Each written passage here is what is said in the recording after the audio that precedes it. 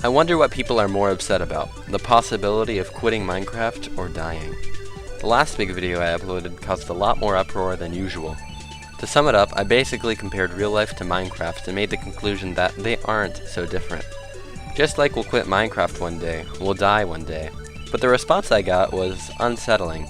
I was flattered by compliments and mind-blown comments like usual, but a good number of people were actually scared or angry somehow with this video. I usually don't do stuff like this, but I really wanted to address the reaction this time just because it was so big. I want to make you guys feel better after apparently depressing so many of you. But first, I must explain the situation. People got mad when I said, you'll probably quit Minecraft one day. Like, really, really mad.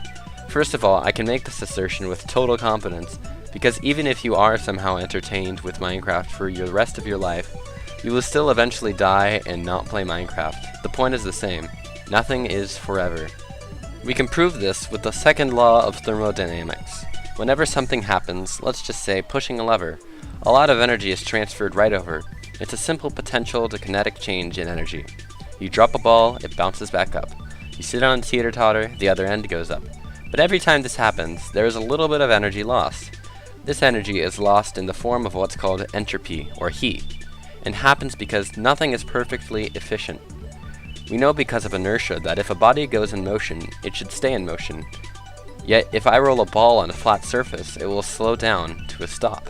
Why is this? It's because of friction, which lessens the efficiency. Eventually, all of the energy in the universe will be lost to this entropy. In the hypothetical situation where we can somehow rid ourselves from disease and protect the Earth from pollution and solar flares, eventually the universe, along with us with it, will die. And of course, we're on a one-way expanding universe as we wind down to oblivion, as the temperature of the universe asymptotically approaches absolute zero. Everything dies. This is the point I wanted to get across. Some people are surprisingly hearing this for the first time, and it scares them. It is scary to hear that you're gonna die, but I think death is ultimately what gives us value and makes our lives meaningful, not meaningless. Let me pose a similar example. Pretend your mom gives you two gifts, a month of subscription to World of Warcraft and a copy of Mario Kart. Which game would you most value more? The game that you get to keep forever, or the game you have a month to play? And before you say, well, I think, well, stupid, Mario Kart for the win. Those were just examples. Here's some more. Let's just say you live in a rural Montana, and suddenly you get a trip to Hawaii and the ocean for a week. What are you going to value more? The small amount of time that you have in Hawaii, or another day in the life of Montana? Let's say you rent a movie from pay-per-view, and you also have a copy of another movie. Why don't we just say, I don't know, The Hangover? Are you gonna watch the movie you rented, or watch The Hangover for the 5th time? Do you get the point yet? Why don't I prove it mathematically then? 1 out of 1 is 1. That is 1 divided by 1 in a fraction 1 over 1. 100%. All of the time. It's worth everything. Let's pretend this is 1 day out of a 1-day life. This is 1 day out of this 1-day life is literally all of that life. And it's worth 100% of it. Let's say you live for 2 days long. 1 day out of a 2-day life is worth 50% of that life. It's still a long amount of time, but it did lose its worth compared to the 1-day life. Let's say you live for 10 days long. 1 day out of a 10-day life is only worth 10%. That 1 day is worth a lot less now in the 10-day life than it was in the 1-day life.